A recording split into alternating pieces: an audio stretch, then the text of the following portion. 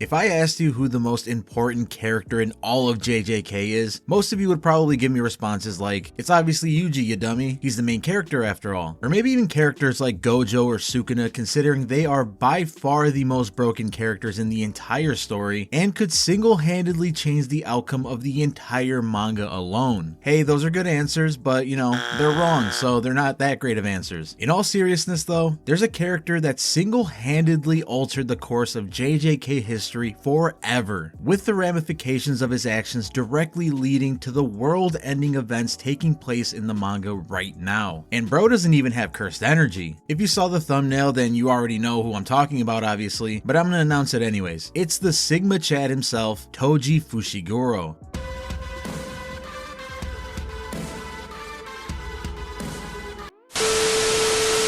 Most people that are familiar with the manga or the anime right now already know how completely broken he is as a character. That goes without saying. His insane physical abilities and battle IQ are just that, insane. But do you know everything about him? Like how he single-handedly destroyed a nearly 1,000-year-old ritual that even powerhouses like Sukuna and Gojo wouldn't be able to break. A ceremony that was essentially guaranteed by destiny itself in the Jujutsu world. Well, I'm going to tell you some more about that, and also why Toji is hands down the most important character in JJK, period. If I time this right, by the time you see this video, you might have already seen exactly how strong and impactful Toji is in the story with episode 3 of the new season. And honestly, I hope you did, because there will be spoilers for what happens in that episode and everything afterwards in this video. When we first meet Toji, we find out that he had been hired by the Time Vessel Association to eliminate the star plasma vessel Riko Amani. If you've read the manga, you know that he not only completed this mission, but he even managed to take down 2 incredibly strong special grade sorcerers in Gojo and Geto. He did so without a single drop of cursed energy due to his heavenly restriction. Heavenly restrictions are described as bindings placed on a sorcerer's body when they're born. These bindings usually refer to limitations on the human body, where the person then receives improved abilities in a different capacity in exchange. In simpler video game terms, it weakens one stat of a character like defense to supercharge another stat like strength or stamina. This allows Toji to have truly inhuman strength, speed, and reflexes, because in exchange, he was born with absolutely no cursed energy, which at the time of his birth was something that had never been witnessed before. Not only did this give him a massive physical buff, it also allowed him to do things that no other person ever could in the Jujutsu world. As I said earlier, Toji managed to thwart a millennium-long ritual specifically because of his heavenly restriction as well. This of course being the merger of the star plasma vessel with Tengen, something that even the puppet master himself Kenjaku had failed to do on 3 different occasions. As Tengen explains in the manga, the star plasma vessel, Six Eyes user, and Tengen themselves were tied together by fate, meaning that on the day that the merger needs to be completed, even if both the Six Eyes user and star plasma vessel are killed, a new set will appear right on time. It essentially makes the merger inevitable. This is why Kenjaku lost to 2 separate Six Eyes users before, and why even after he had eliminated another Six Eyes user and a star plasma vessel within a month of being born, 2 new ones appeared right on time for the merger, as they always do. No Jujutsu sorcerer is capable of breaking this cycle. This is where Toji's heavenly restriction becomes extremely important. Since Toji was an anomaly, someone who was the first to ever be born without any cursed energy whatsoever, he was the first person to ever completely break away from cursed energy, and therefore wasn't bound by the chains of fate that affect the Jujutsu world. He has no cursed energy, so the rules of Jujutsu don't apply to him at all. Just to hammer home what an incredible feat this really is, imagine watching a movie that you've seen 1,000 times before. No matter how many times you watch it, it's always going to start and end the exact same way without fail. Now imagine if one day you're watching the same movie and suddenly a character you've never seen before pops up and randomly eliminates the main character of the movie, ending it abruptly right there and then. It's literally impossible for that to happen, but Toji did just that. The breaking of this ritual made it to where Tengen was essentially forced to evolve into more of a cursed spirit than a human, causing them to look like one of those thumb minion things from Spy Kids. Let me know in the comments if you know what I'm talking about, but anyway, moving on. This gave Kenjaku the opportunity to use his cursed spirit manipulation from Geto to take control of Tengen. Doing so allowed Kenjaku to put his long-awaited coordinated plan of merging all of Japan with Tengen into motion, threatening to end the world essentially. Toji eliminating Riko was the first domino to fall in what's led to the worst case scenario for the entire story. Had Toji never been born or involved in any of this, Kenjaku would have had no reason to start the Culling game and would have still been plotting as he has for over the past 1,000 years. The worst thing Kenjaku could have done at that point was steal Gojo like he did, and we just saw recently in the manga that even that can be undone. Along with messing up the merger, Toji was also the one to put Megumi in the care of Gojo and laid the groundwork for Maki to become an insanely strong person like she is now. Had Toji not told Gojo about Megumi before his death, Megumi would have eventually become the new head of the clan and possibly been brainwashed into adopting the pretentious and hateful habits that the Zenin clan has. On the flip side, you could also argue that this would have kept Megumi out of Sukuna's sights, and the fight between Gojo and Sukuna in the manga right now would be going way differently since he doesn't have the 10 shadows to use. Along with giving Maki the blueprint to her ultra strong body through heavenly restriction, he's technically responsible for her being alive at all. This is because when he was resurrected by Granny Ogami's seance technique, Toji's heavenly restriction allowed him to act autonomously and inadvertently save her from Dagon's domain expansion. He essentially came in, beat the shit out of Ino, caused some chaos for a bit and helped some people along the way, and then straight up went out like a boss. So Maki would have been done right there and then. She wouldn't have gone on to take down the Zenin clan or be a part of the Culling game as a major player right now. So years after his death, Toji is still affecting the story in several ways right now. This is why I say the most important character in the entire story isn't the MC Yuji. I mean, I'd argue that Yuji's been left in the dust in terms of development and strength anyway, but that's a conversation for a different video. It also isn't the King of Curses Sukuna or Gojo, even though they alone can single-handedly destroy the whole world pretty much. No, it's in fact someone that was in a total of like 15 chapters and spent his whole life being a degenerate in gambling with no skill as a sorcerer whatsoever, Toji Fushiguro.